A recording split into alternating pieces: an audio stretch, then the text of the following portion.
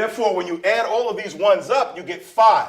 5 represents the one idea or the question, the sum of all of that you added, all of the values together. This is how you get the main idea of stories. You know, if you look at SpongeBob, for example, SpongeBob is an interesting guy. SpongeBob is a sponge. Sponges kind of sit down at the bottom of the ocean. But what's interesting about sponges is that they don't move and they take in all of the sea. So when you squeeze out that water of the sponge, you may get a little bit of the lobster, a little bit of the shrimp, because they're all embodied in water, which is the greatest solvent. It takes in everything. If you look at all the characters in SpongeBob, they got a little bit of SpongeBob, but they're not SpongeBob. Look at Larry the Lobster. Larry the Lobster, he can't stop lifting those weights. He wants more. He's not satisfied. That's an idea, one. Let's look at Sandy the Squirrel. She loves Texas, a big state that loves, and I'm from Texas. Yet she's a squirrel in the bottom of the ocean. She has to wear a helmet and live in a special place. She's not satisfied. That's a one. She can't be satisfied. She's a squirrel. She should be in East Orange, Patterson, and she's in the bottom of the sea. She couldn't be satisfied. Yet she brags about Texas. And then you have so many of them. Squidward. He's always practicing that clarinet. He can never get it together. Never can get it perfect. He's always practicing. He's not satisfied. He's not satisfied. Mr. Krabs. Always wanting more money. He's designed. The crab's design is to bring his hands in. He wants more. He's not satisfied. Then you have Plankton, a little guy around this big, evil intentions, always trying to suck someone's stuff, trying to suck someone's blood.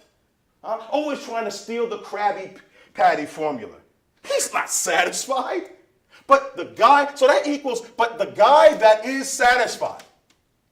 The guy that is satisfied. Actually, we can't use one for SpongeBob, but they're not satisfied. So let's add 5 to SpongeBob. SpongeBob gets up every morning. What does he say? What's his mantra?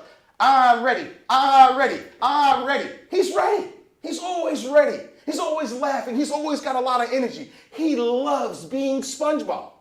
And because of his love of himself, he's the most creative creature in the bottom of the sea. SpongeBob can create his own friends. One day he gets up, he doesn't have a friend, he creates Bubble Buddy.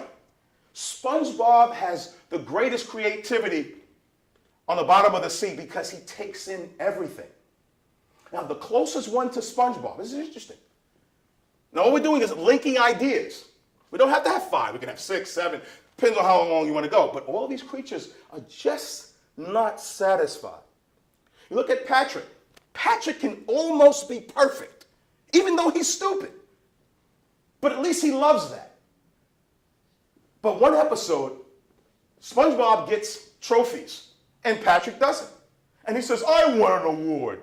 So Patrick now wants something that SpongeBob has, which lets us know that Patrick, underneath his silliness, is not satisfied. Because he would not be jealous of SpongeBob, but he was. He started acting like him. He started talking like him.